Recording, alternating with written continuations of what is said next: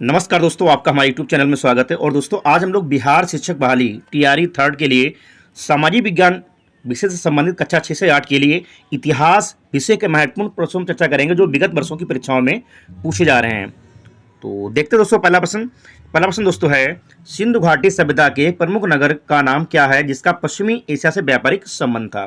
दोस्तों, बात करें सिंधु घाटी सभ्यता के प्रमुख नगर की तो इसका नाम कालीबंगा था और जिसका पश्चिमी एशिया से व्यापारिक संबंध था। अगर इसकी खोज की दोस्तों बात करें तो 1952 में अमरानंद घोष के द्वारा इसकी खोज की गई थी। कालीबंगा में खुदाई से मिट्टी के बर्तनों, टेराकोटा की मूर्तियां और सिंधु लिपि वाली मोहरों सहित बहुत सारी कलाकृतियों के बारे में भी जो है पता चला है। तो यहां पे राइट आंसर दोस्तों है कालीबंगा।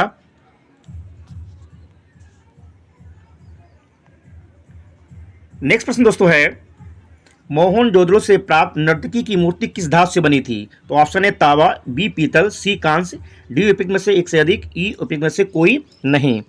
दोस्तों, कांस्य की नर्तकी की मूर्ति जो है मोहनजोदड़ो में मिली थी। हड़प्पा वासियों द्वारा कांस्य ढलाई की कला का व्यापक पैमाने पर अभ्यास किया गया था और उनकी कांस्य प्रतिमाओं को लास्ट वैक्स तकनीक का उपयोग करके बनाया गया था। तो यहाँ पे दोस्तों हमारा जो राइट आंसर है दोस्तों वो है ऑप्शन सी, कांस्य की।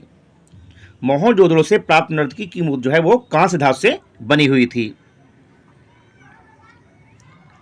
नेक्स्ट प्रश्न दोस्तों है, सिंधु घाटी सभ्यता में किस जानवर की पूजा के प्रमाण मिले हैं। तो ऑप्शन है कुबड़दार बिल, बी घोड़ा, सी गाय, डी उपयुक्त में से एक से अधिक, ई उपयुक्त में से कोई नहीं।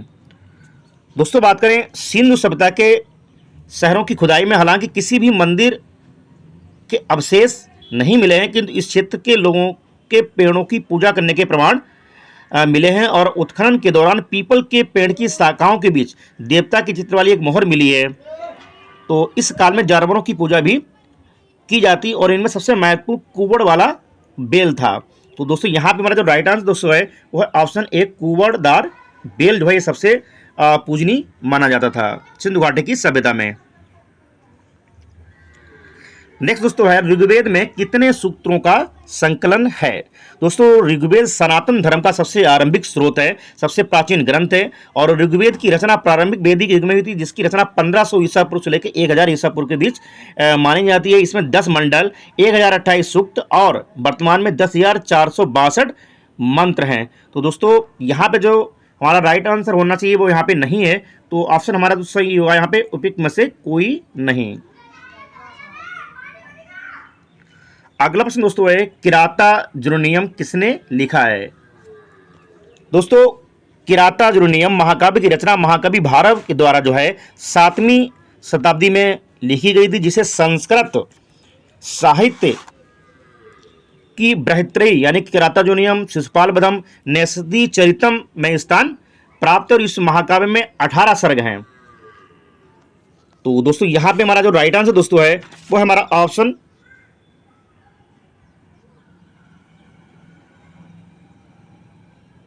ई, उपयुक्त में से कोई नहीं। नेक्स्ट प्रश्न दोस्तों है, वैदिक काल में प्रयुक्त पूर्व का अर्थ क्या था। दुर्ग, व्यापार, बाजार, उपयुक्त में से एक से अधिक, उपयुक्त में से कोई नहीं। दोस्तों, पूर्व शब्द का उल्लेख ऋग्वेद में मिलता है और ये एक प्राचीन संस्कृत शब्द है जिसका अर्थ होता है दुर्ग या किला। भारत में मिले दुर्ग या किले के सबसे प्राचीन अवशेष सिंधु सभ्यता के माने जाते हैं। तो दोस्तों, यहाँ पे हमारा जो राइट आंसर दोस्तों है वो है ऑप्शन ए, दुर्ग। वैदिक काल में प्रयुक्त पूर्व शब्द का अर्थ क्या होता था, दुर्ग, किला।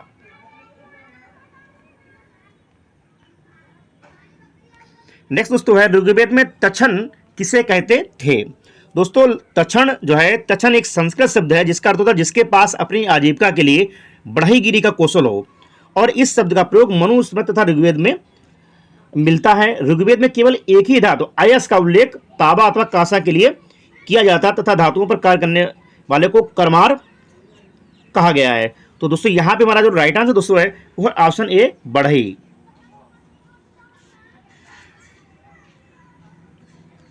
अगला प्रश्न दोस्तों है, मौर्यकालीन काकड़ी किस धातु के बने सिक्के थे। दोस्तों, मौर्य काल की राजकीय मुद्रा पर्ण थी जो चांदी से निर्मित थी और इस सिक्के का भार 3/4 तोले के बराबर था। तो दोस्तों, यहाँ पे हमारा जो राइट आंसर दोस्तों है वो हमारा है ऑप्शन ए, तांबा। काकड़ी जो है ये तांबा धातु की बनी होती थी। नेक्स्ट दोस्तों है विश्व का पहला गणतंत्र वैशाली में किसके द्वारा स्थापित किया गया था। दोस्तों 6ठी शताब्दी ईसा पूर्व में वैशाली पर लिच्छवी वंश का शासन था, जो नेपाल की पहाड़ियों तक फैला हुआ था, और लिच्छवी वंश को एशिया में गणतांत्रिक राज्य की स्थापना का श्रेय दिया जाता है। लिच्छवी वंश के संस्थापक सुपुष्पा थे। तो दोस्तों यहाँ पे हमारा जो राइट आंसर दोस्तों होना चाहिए वो दोस्तों यहाँ पे नहीं है, तो उपयुक्त में से कोई नहीं। जो विश्व का पहला गणतंत्र वैशाली में किसके द्वारा स्थापित किया गया था, तो दोस्तों यहाँ पे जो हमारा राइट आंसर दोस्तों है वो दोस्तों है सुषुप्ता।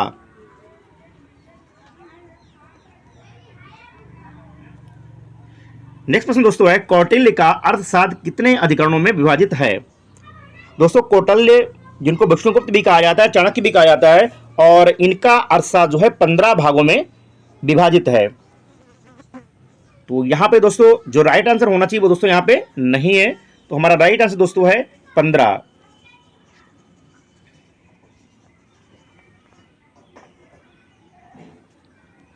नेक्स्ट दोस्तों है इल्तुतमिश ने बिहार में अपना प्रथम सूबेदार किसे नियुक्त किया था।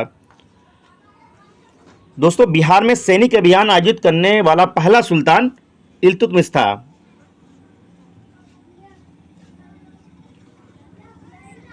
तो यहाँ पे दोस्तों हमारा जो राइट आंसर होना चाहिए दोस्तों यहाँ पे नहीं है, तो हमारा राइट आंसर होगा उपयुक्त में से कोई नहीं।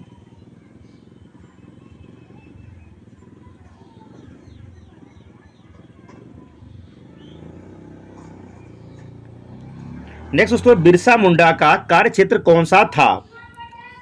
दोस्तों बिरसा मुंडा एक भारतीय आदिवासी स्वतंत्रता सेनानी और मुंडा जनजाति के लोक नायक थे। ब्रिटिश राज के दौरान 19वीं शताब्दी के अंत में बंगाल प्रेसिडेंसी में उभरे एक आदिवासी धार्मिक शस्त्रार्थी भारतीय स्वतंत्रता आंदोलन के इतिहास में एक महत्वपूर्ण व्यक्ति बन गए। तो दोस्तों अगर बात करें इनके कार्यक्षेत्र की, तो बिरसा मुंडा का जो कार्यक्षेत्र दोस्तों था वो था रांची। तो यहाँ पर राइट आंसर दोस्तों हमारा होना चाहिए वो है ऑप्शन बी रांची। बिरसा मुंडा का कार्यक्षेत्र रांची था, जो झारखंड स्टेट में पड़ता है। अगला प्रश्न दोस्तों है 1857 की क्रांति के बिहार के नेता कौन थे। दोस्तों 1857 के भारतीय विद्रोह के दौरान कुंवर सिंह एक उल्लेखनीय नेता थे, और वो जगदीशपुर के शाही उज्जैनिया राजपूत परिवार से संबंधित थे। 1857 के विद्रोह में अन्य महत्वपूर्ण नेता रानी लक्ष्मीबाई, बहादुर शाह जफर, मंगल पांडे, नाना साहब तत्ता टोपे आज सम्मिलित थे। तो यहाँ पे दोस्तों हमारा जो राइट आंसर दोस्तों होना चाहिए वो यहाँ पे नहीं है, तो ऑप्शन से दोस्तों होगा उपयुक्त में से कोई नहीं।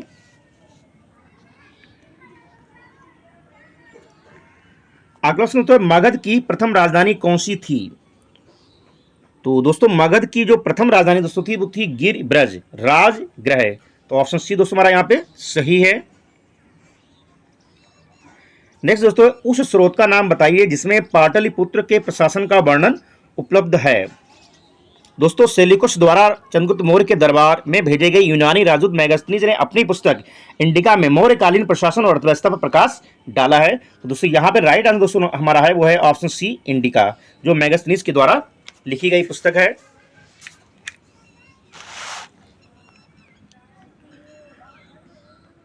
नेक्स्ट प्रश्न दोस्तों है मदद ए मास मुगल प्रशासन में किससे संबंधित था।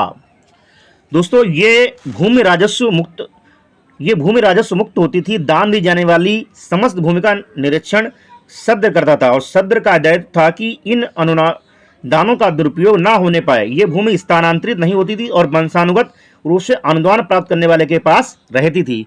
तो दोस्तों यहाँ पे हमारा जो राइट आंसर दोस्तों है वो है ऑप्शन बी, विद्वानों को दी जाने वाली राजस्व मुक्त भूमि। तो बी ऑप्शन सही है।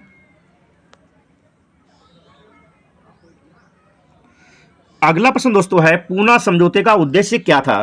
दोस्तों पूना समझौता जो है 24 सितंबर 1932 को हुआ था, और पुणे की अरवदा जेल में डॉक्टर BR अम्बेडकर और गांधी जी के बीच इस पे जो है हस्ताक्षर हुए थे। उच्च जाति के हिंदुओं और गांधी जी की ओर से इस पर मदन मोहन मालवीय ने हस्ताक्षर किए थे। तो दोस्तों यहाँ पे मेरा राइट आंसर दोस्तों है वो है ऑप्शन बी, दलित वर्ग का प्रतिनिधित्व। अगला प्रश्न दोस्तों है जंतर मंतर का निर्माण किसके द्वारा किया गया था। दोस्तों पहली जंतर मंतर वेधशाला 1724 में दिल्ली में बनी थी, और इसके बाद 1734 में जयपुर में जंतर मंतर का निर्माण हुआ था। इसके बाद मथुरा, उज्जैन और बनारस में भी ऐसी वेधशालाएं बनाई गई। जंतर मंतर का निर्माण जयपुर के महाराज जयसिंह द्वितीय के द्वारा करवाया गया था। तो यहाँ पे दोस्तों जो हमारा राइट आंसर होना चाहिए वो यहाँ पे नहीं है जयसिंह। तो जो यहाँ पे सही उत्तर दोस्तों है वो है उपयुक्त में से कोई नहीं। अगला प्रश्न दोस्तों है वंदे मातरम के रचनाकार थे। दोस्तों वंदे मातरम की रचना बंकिम चंद्र चटर्जी जी के द्वारा की गई है और इस गीत का प्रकाशन सन 1882 में उनके उपन्यास आनंद मठ से हुआ था। तो यहाँ पे अगर बात करें सबसे पहले दोस्तों इसको जो है सार्वजनिक रूप से पहली बार 27 दिसंबर 1911 को कलकत्ता में भारतीय राष्ट्रीय कांग्रेस के अधिवेशन में गाया गया था। तो यहाँ पे दोस्तों जो राइट आंसर दोस्तों है वो है ऑप्शन ए बंकिम चंद्र चटर्जी। अगला प्रश्न दोस्तों है क्रिस्टोफर कोलंबस 1492 में अमेरिका का महान खोजकर्ता किस देश द्वारा वित्त पोषित किया गया। तो दोस्तों बात करें पुर्तगाली नाविकों से नौकायन सीखते हुए पुर्तगाल की राजधानी लिस्बन जाने से पूर्व कोलंबस ने कई वर्षों तक नौकायन किया। तो यहां पे दोस्तों अगर बात करें हमारा राइट आंसर की दोस्तों तो ऑप्शन सी स्पेन। जो कोलंबस था क्रिस्टोफर कोलंबस जिसने 1492 में अमेरिका की खोज की थी वो स्पेन देश का एक नाविक था। और नेक्स्ट क्वेश्चन दोस्तों काफी महत्वपूर्ण है। बोस्टन टी पार्टी इतिहास की महत्वपूर्ण घटना किससे संबंधित है।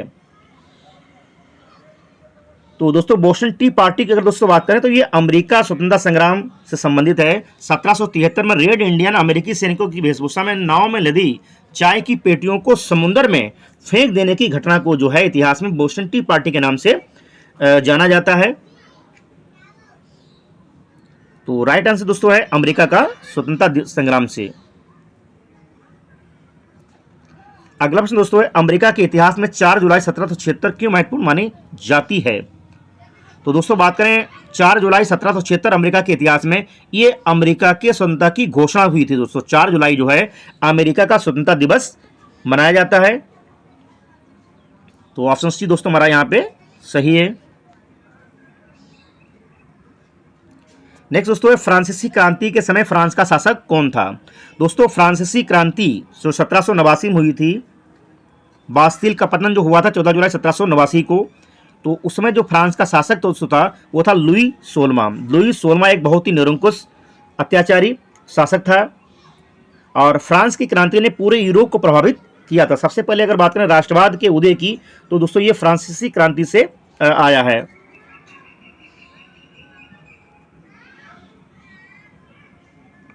और नेक्स्ट क्वेश्चन दोस्तों है औद्योगिक क्रांति के दौरान सूती वस्त्र उद्योग में क्रांति लाने वाली स्पिनिंग जेनी का आविष्कारक कौन था। दोस्तों जेम्स हरग्रीव्स एक अंग्रेज बुनकर, बढ़ई और आविष्कारक थे जो इंग्लैंड के लंकाशायर में रहते थे और वह कताई के मशीनीकरण के लिए जिम्मेदार 3 व्यक्तियों में से एक थे। 1764 में कताई जेनी का आविष्कार करने का श्रेय हरग्रीव्स को जाता है। तो दोस्तों यहाँ पे हमारा राइट आंसर दोस्तों है जेम्स हरग्रीव्स। और नेक्स्ट क्वेश्चन दोस्तों काफी महत्वपूर्ण है। 1831 में यंग इटली मूवमेंट जिसका उद्देश्य था गणतंत्र स्थापित करना किसके द्वारा प्रारंभ किया गया था। दोस्तों यंग इटली आंदोलन इटली की स्वतंत्रता की दिशा में काम करने के लिए 1831 में ज्यूसेफ मैसनी के द्वारा प्रारंभ किया गया था। तो दोस्तों यहाँ पे यंग इटली और यूरोप की दोस्तों अगर बात करें तो दोनों जो है ये जोसेफ मैसनी के द्वारा स्टार्ट किए गए थे। तो दोस्तों यहाँ पे हमारा राइट आंसर जोसेफ मैसनी नहीं है। तो सही आंसर दोस्तों है उपयुक्त में से कोई नहीं। अगला क्वेश्चन दोस्तों जर्मनी के एकीकरण का एक वास्तुकार कौन था जो रक्त एवं लोह की नीति पर विश्वास करता था। दोस्तों ऑटो वान बिस्मार्क जो जर्मनी के एकीकरण का अग्रदूत था और उसने 3 युद्धों में जर्मनी को एकजुट किया था। 1871 में जर्मनी के एकीकरण का पूरा कार्य कंप्लीट हुआ और 1890 तक जर्मन साम्राज्य के पहले चांसलर के रूप में उसने कार्य किया। बिस्मार्क को जर्मन एकीकरण में उसकी जो है भूमिका के लिए उसको सबसे ज्यादा याद किया जाता है। तो दोस्तों यहाँ पर राइट आंसर दोस्तों है वो है ऑप्शन बी ऑटो वान बिस्मार्क जो जर्मनी के एकीकरण का पितामह या अग्रदूत माना जाता है। नेक्स्ट दोस्तों है द्वितीय विश्व युद्ध में नवंबर 1941 में अमेरिका के प्रवेश का मुख्य कारण क्या था। दोस्तों 7 दिसंबर 1941 को पर्ल हार्बर पर जापानी हमले ने द्वितीय विश्व युद्ध के प्रशांत और यूरोपीय दोनों क्षेत्रों में अमेरिकी हस्तक्षेप पर बहस को समाप्त कर दिया था और हमले के अगले दिन कांग्रेस ने केवल एक अति महत्वपूर्ण वोट के साथ इंपीरियल जापान पर युद्ध की घोषणा कर दी थी। दोस्तों यहाँ पर राइट आंसर दोस्तों हमारा नहीं है, तो यहाँ पे सही उत्तर दोस्तों का उपयुक्त में से कोई नहीं। नेक्स्ट दोस्तों है, जब मार्को पोलो ने चीन का दौरा किया तब वहां का शासक कौन था? दोस्तों मार्को पोलो 24 वर्षों तक विदेश में रहे और मार्को पोलो की यात्रा के अनुसार वे एशिया के अधिकांश हिस्सों से होकर गुजरे और मंगोल शासक और युवान राजवंश के संस्थापक कुबलाई खान से मिले। तो यहां पे दोस्तों हमारा राइट आंसर दोस्तों है वो है ऑप्शन बी, कुबलाई खान। अगला प्रश्न दोस्तों है, संयुक्त राज्य अमेरिका में पहली अंग्रेजी बस्ती कौन सी थी? दोस्तों संयुक्त राज्य अमेरिका की जो पहली अंग्रेजी बस्ती दोस्तों थी वो थी जेम्स टाउन। तो ऑप्शन ए दोस्तों हमारा यहाँ पे सही है। और अगला क्वेश्चन दोस्तों है, टेनिस कोर्ट की शपथ किस क्रांति से संबंधित है? दोस्तों 20 जून 1789 को फ्रेंच थर्ड एस्टेट के सदस्यों ने टेनिस कोर्ट में टेनिस कोर्ट की शपथ ली, जिसे 1686 में वर्सेल्स पैलेस के उपयोग के लिए बनाया गया था और उनकी प्रतिज्ञा जब तक राज्य का संविधान स्थापित नहीं हो जाता तब तक अलग ना होने और जहां भी आवश्यक हो फिर से इकट्ठा होने की फ्रांसीसी क्रांति में एक महत्वपूर्ण घटना बन गई थी। तो यहाँ पे दोस्तों राइट आंसर दोस्तों है वो हमारा है ऑप्शन सी, फ्रांसीसी क्रांति से संबंधित है, जो 1789 में फ्रांसीसी क्रांति हुई थी जिसमें बास्तिल का पतन हुआ था। अगला प्रश्न दोस्तों है, मित्र राष्ट्रों ने सेब्रेस की संधि किस देश के साथ की थी? दोस्तों मित्र राष्ट्रों ने सेब्रेस की संधि जो है ये टर्की देशों के साथ की थी। तो ऑप्शन बी दोस्तों सही है। अगला प्रश्न दोस्तों है, 1733 में फ्लाइंग शटल मशीन का आविष्कार किसने किया था?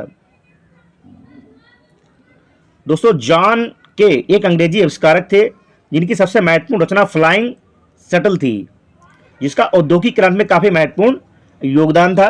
तो दोस्तों यहाँ पे हमारा राइट आंसर दोस्तों है जॉन के।